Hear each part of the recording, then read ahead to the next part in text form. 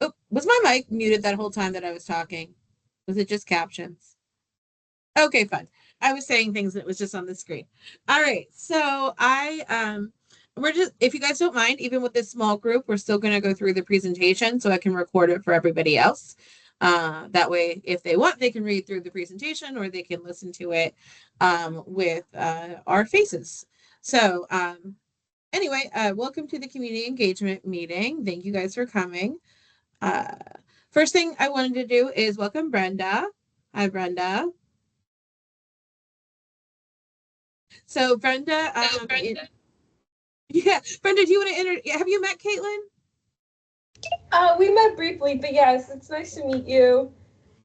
Yeah. Yes, nice to meet So you. Brenda's going to be here. She's part-time. I do ask that anybody that's sending emails about marketing, social media, anything that outreach, anything that falls under the community engagement umbrella still includes me on those because she is part-time and her hours fluctuate. So she may be anywhere at any time. And I definitely know where she is, and you may see her in many places.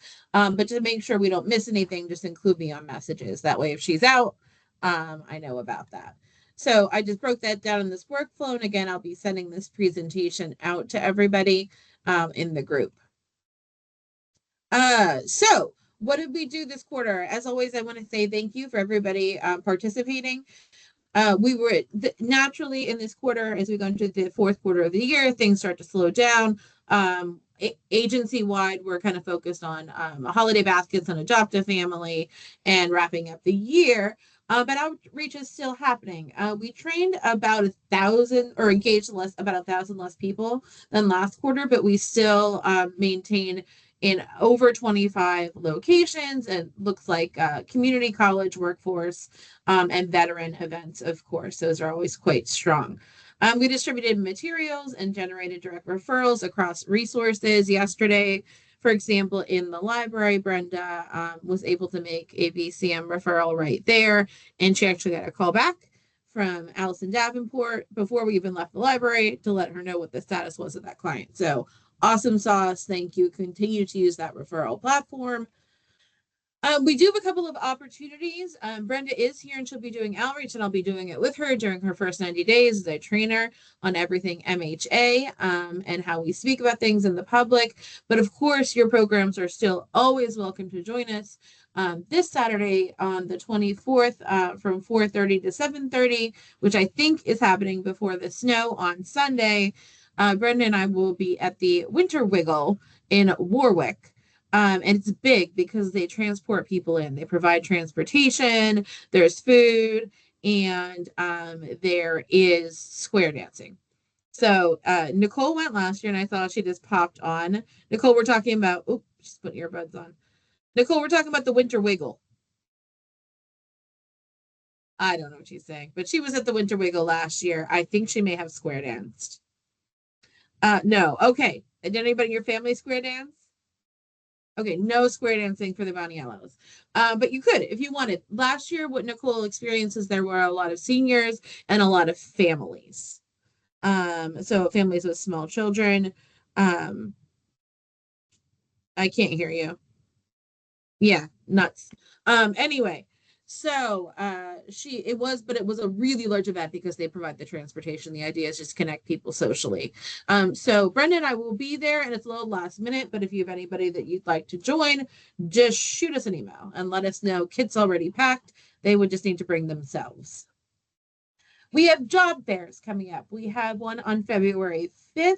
I don't know why that says 1 p.m. I think it just put the end of the number. It is from 10 a.m. to 1 p.m. and at the oh, I see what it did. 10 a.m. to 1 p.m. and the Middletown Career Center, which is on Seward Avenue. This is the same day as the staff meeting. And it starts at 10 a.m. right when our training would start. So Brenda and I will for sure be there. But if you want to send somebody later in the day to pop by and do some recruiting, they can even walk around. They don't have to stay at our table. It usually is really highly attended.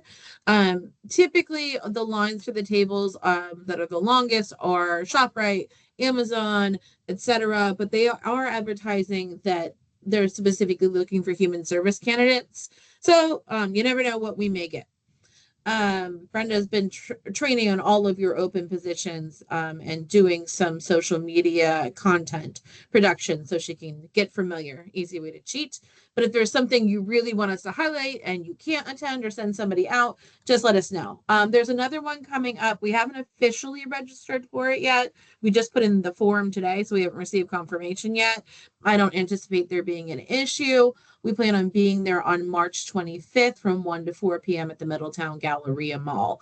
That one tends to be really well attended as well.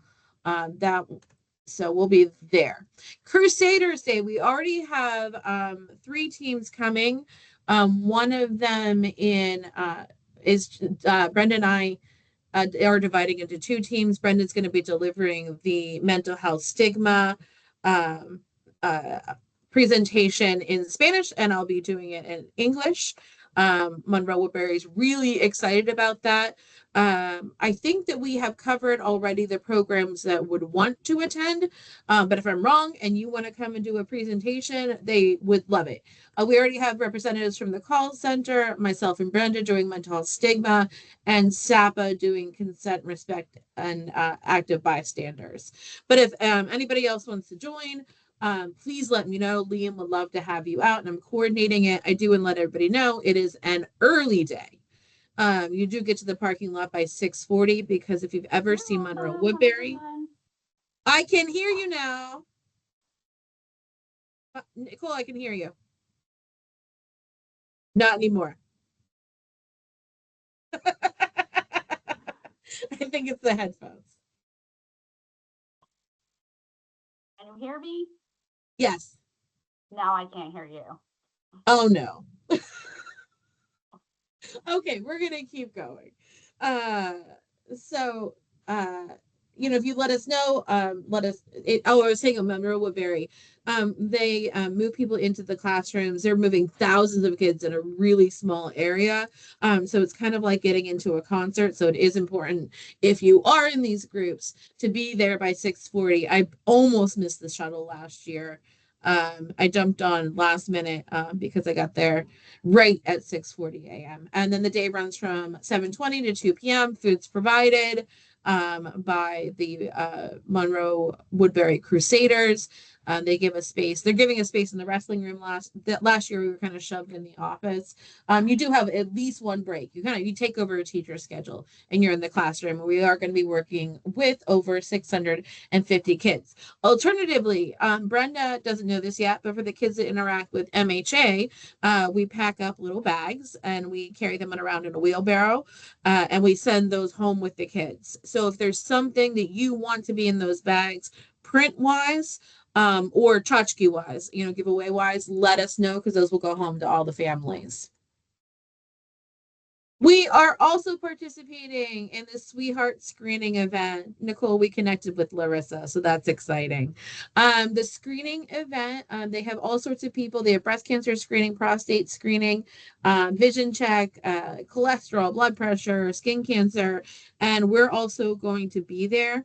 Caitlin, I think she falls underneath of Trish, but Brenda did reach out to the Social Care Network navigator. I'm unsure of her title because this may be a good opportunity for us to do screenings as well.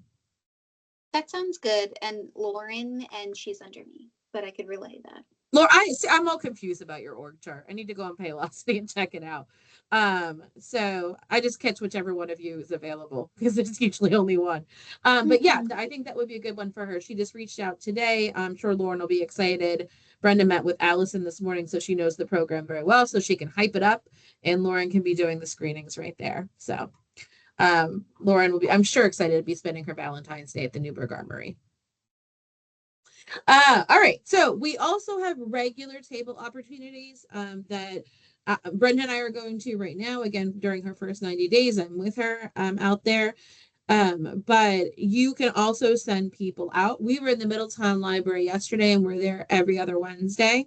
And we made some really great connections. We were able to make referrals. Brenda was able to join part in a group led by the social worker at the Middletown Library, and we were able to really connect with some individuals. So I do want to let you know, if you are sending people to the Middletown, either the libraries, really, it's incredibly beneficial if you send someone who is bilingual in Spanish.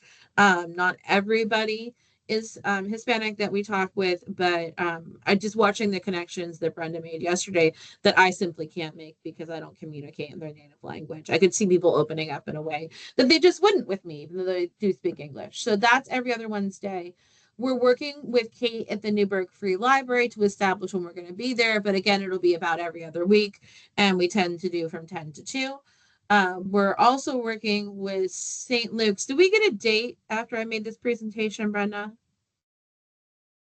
No, not for St. Luke's. No, For we Garnet. didn't. Yeah. For Garnet, we got a date? Yeah, for Garnet, we got a date, and but for St. Luke's, we haven't gotten anything. The date for Garnet. Sorry, what was that? What was the date for Garnet? Let me double check. It was Monday, February 9th. So Monday, February 9th will be our first day at Garnet, but we'll likely be going there pretty often. Nicole worked really hard to build some relationships that we're continuing on. We usually typically do that 1 to 2 times per month, depending on what's going on. We try to do the hospitals at least once a month. During the summer months, when we're at St. Luke's, we like to go in a group because we also walk around the area and do street outreach while we're there, because tabling can feel a little intimidating. We are also looking to get into the Port Jervis area. So if you have connections, let us know. Brenda is going to be reaching out, or she has reached out to the library there. We'd like to build some more connections out there because I think there's a lot of untapped referrals, and we're right there on Pike Street. So in addition to Port Jervis, if you know somewhere else we should be, or you see an advertisement for something like the screening event or the Winter Wiggle, anywhere that there's going to be people that we can serve that will be eligible for our programs, feel free to send it over. If you guys can do it yourself, that's great. If not, also okay. Brenda and I will make sure we get it scheduled.